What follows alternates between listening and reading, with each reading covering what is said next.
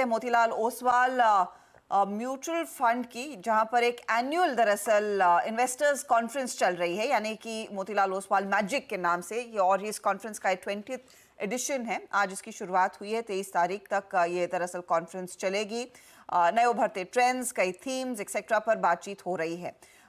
तो इस समय वहां का एक मूड चेक ले लेते हैं। हमारे साथ रजत राजगढ़िया जुड़ रहे हैं, जो सीईओ हैं institutional equities. Rajat, good afternoon, congratulations on the 20th addition.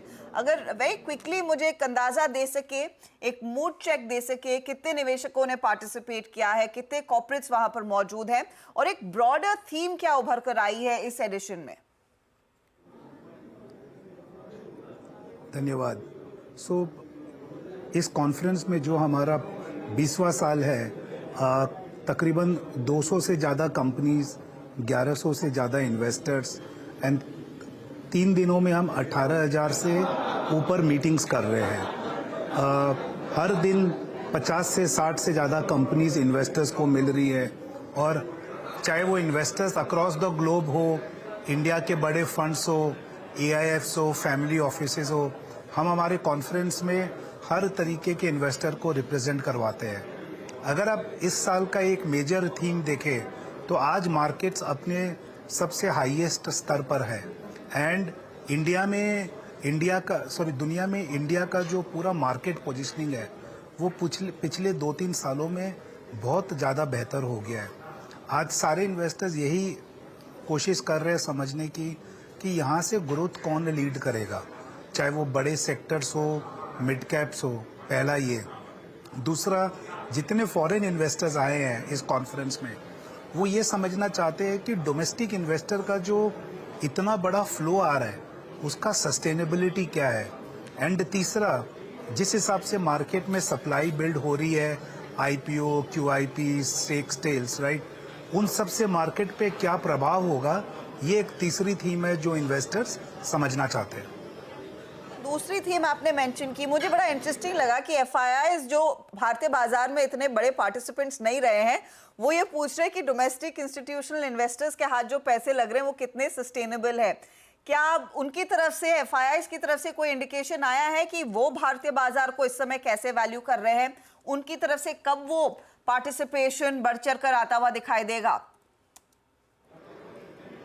देखिए, FIIs को आप 2 कैटेगरी में बांट सकते हो। एक जो बहुत एक्टिव मनी मैनेज करते हैं और इंडिया पे व्यू बना रहे हैं, मुझे लगता है उस कैटेगरी के इन्वेस्टर्स काफ़ी पॉजिटिव है और वो पार्टिसिपेट भी कर रहे हैं। एंड दूसरी कैटेगरी के इन्वेस्टर्स हैं जो global emerging market flows manage करते हैं, या ETFs है या पैसिव फंड है। जिस हिसाब से आप इमर्जिंग मार्केट में, चाइना में या रेस्ट ऑफ द वर्ल्ड में जो भी आउटफ्लो देख रहे हो, उसकी हिस्सेदारी में इंडिया को भी पार्टिसिपेट करना पड़ता है। तो वहाँ पर मुझे लगता है कि उस कैटेगरी के इन्वेस्टर्स में आप आउटफ्लो ज़्यादा देख रहे हो, और जो लोग कोर इंडिया मनी मैनेज करते हैं या एक्टिवली मैनेज करते हैं, उनका व्यू ज़्यादा पॉजिटिव है, तो वहाँ पर आपको इन्फ्लोस दिखेगा। तो ये एक जो टसल है बिटवीन एक्टिव मनी मैनेजर और ग्लोबल मैनेजर, जब तक ये सेटल नहीं होगा तब तक आप आउटफ्लोस देखोगे। अदरवाइज आने वाले महीनों सालों में आपको ये FII फ्लो केवल पॉजिटिव ही होता दिखेगा। ये जो रीसेंट लिस्टिंग्स हुई हैं, और लकीली इस बारी IPOs स्पेशली न्यू इकोनॉमी कंपनियों के फेवर में गए हैं, चाहे वो फर्स्ट क्राई हो, यूनिकॉमर्स हो या फिर ओला इलेक्ट्रिक हो। आई एम श्योर इसको लेकर काफ़ी क्यूरियोसिटी होगी। क्या इन लेवल्स पर भी निवेशक इंटरेस्टेड है, स्पेशली ओला इलेक्ट्रिक जैसी एक एब्सोल्युटली नई थीम और एक प्योर प्ले EV स्टोरी को लेकर?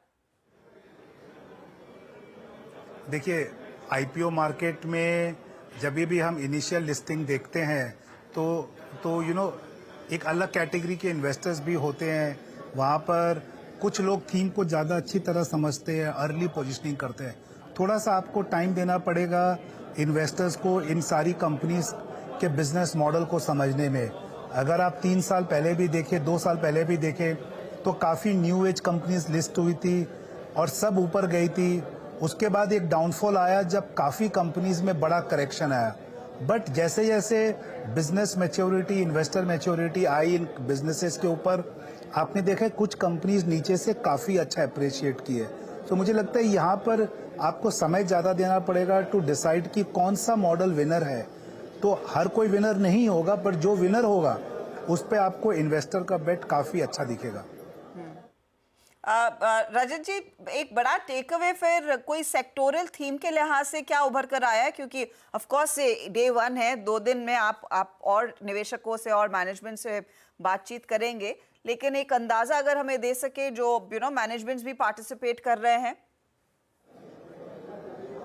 सो देखिए, मैं आपको 3 इम्पोर्टेंट थीम्स देता हूँ या क्वेश्चंस देता हूँ जो लोग समझना चाहते हैं। पहला, पिछले साल के कॉन्फ्रेंस से अभी तक में अगर आप मैन्युफैक्चरिंग सेक्टर में रिटर्न्स देखें तो बहुत बड़ा बना है।